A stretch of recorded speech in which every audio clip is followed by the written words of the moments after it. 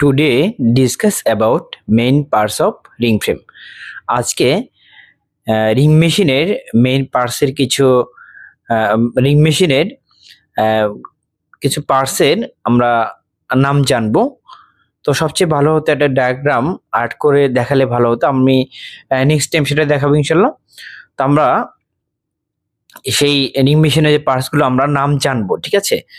তো আমি লিখেছি যে রবিং হোল্ডার, রবিং হোল্ডার, এখানে রবিং হোল্ডিং করা থাকে কিংবা রবিং সেখানে ফিট করা থাকে, ঠিক আছে? রবিং হোল্ডার, রবিং গাইড, ঠিক আছে?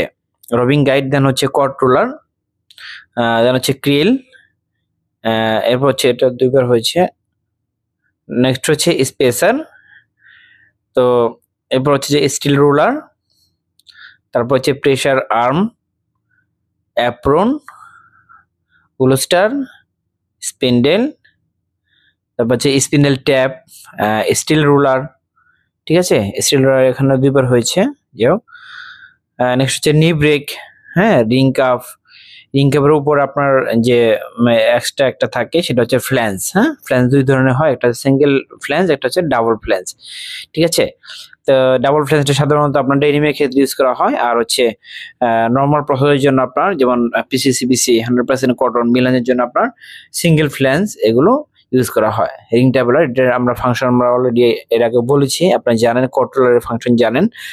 তো এটা নিয়ে একটা আমার ভিডিও আছে, এগুলোর ফাংশনটা কি, এই জন্য আজকে আমি আর সেটা নিয়ে আলোচনা করলাম না।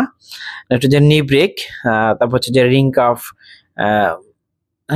ফ্ল্যাঞ্জ, এটাতে বললাম। যাই হোক, রিং ট্রাভেলার, এরপর হচ্ছে ল্যাপেট, ল্যাপেট হুক, রিং রেইল, এরপর হচ্ছে ক্র্যাডেল, ক্রিল, টিন পুলি এবং ঝুঁকি পুলি।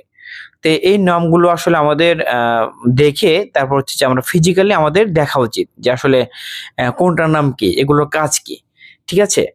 তো নেক্সট টাইম আমি এটা নিয়ে আবার আলোচনা করব বিশদভাবে যে কোন পার্টসের কি কাজ, ঠিক আছে? তো এই হচ্ছে আজকের টপিক, আশা করি বুঝতে পেরেছেন। আজকে পর্যন্তই, পরবর্তীতে নতুন একটি টপিক নেব ইনশাআল্লাহ। তখন ভালো থাকবেন, আল্লাহ হাফেজ।